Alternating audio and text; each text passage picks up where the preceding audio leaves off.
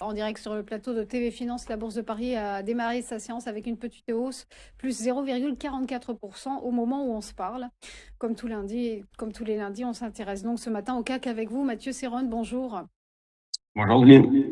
Vous êtes trader et fondateur de Galileo Trading. La côte parisienne a donc marqué une pause vendredi, un tout petit gain sur le fil, mais tout de même 5 séances de hausse d'affilée. L'indice poursuit donc sa consolidation. Oui, tout à fait, et on va dire un peu contre le contexte politique franco-français, qui reste quand même très compliqué, avec vendredi, sans surprise, la dégradation de la note de la dette française. Donc vous disiez du mieux, en effet, du mieux à court terme, mais sur le fond, toujours beaucoup d'hésitation, avec un CAC qui évolue depuis le début du mois de mai entre les mêmes bornes, les 7 500 points zone basse, les 8 000 points zone haute.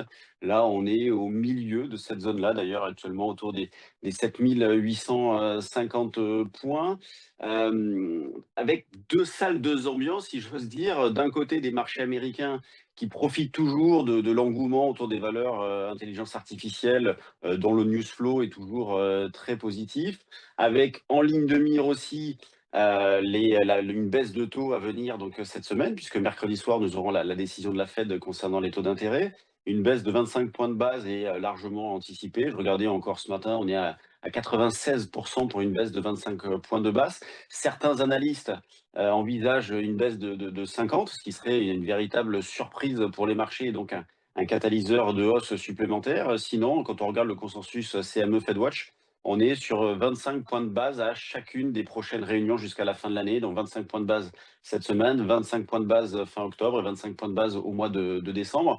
Et je disais deux salles, deux ambiances, dans la mesure où les marchés américains, eux, sont au plus haut, avec un SP500 qui bat régulièrement des records. Et puis pendant ce temps-là, les marchés européens, donc je disais le CAC évolue latéralement, mais on retrouve également la même chose sur le DAX en Allemagne. On est toujours entre les mêmes limites, les 23 500, 24 500 la plupart du temps.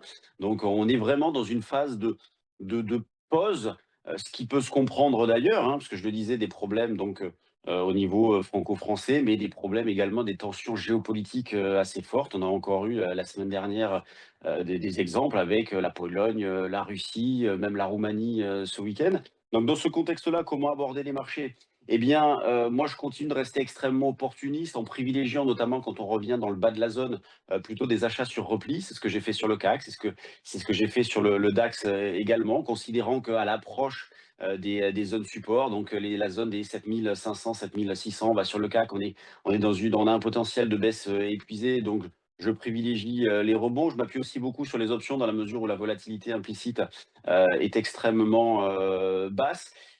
J'hésite pas aussi à aller du côté des actions. Vous voyez, alors que c'est plutôt calme sur les indices, sur les actions, il y a des choses intéressantes.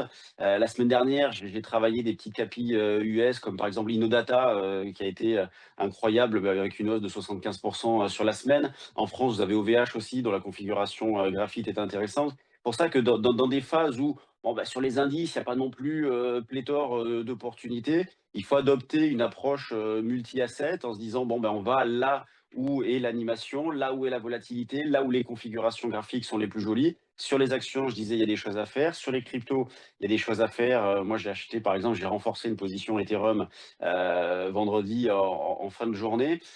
Donc sinon, sur les indices, plutôt à l'achat quand on revient dans le bas de la zone. Vous voyez, là sur le CAC, je m'étais positionné sur les 7 780, mais on en est loin puisque on est d'abord parti à la hausse. On est actuellement à 7 860 points. Et il ne faut pas perdre de vue non plus que la semaine devrait être assez technique, dans la mesure où c'est la semaine des 4 sorcières.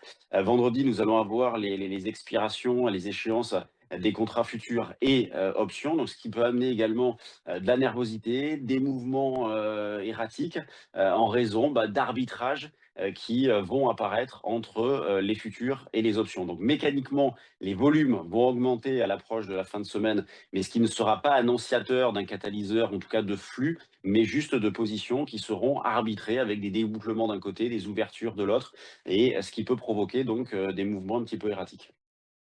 Merci beaucoup Mathieu Serron pour votre décryptage. Belle journée à vous. Merci. À suivre après une nouvelle pause, les valeurs qui bougent, ce sont les market movers de Bernard Pazesclo. À tout de suite.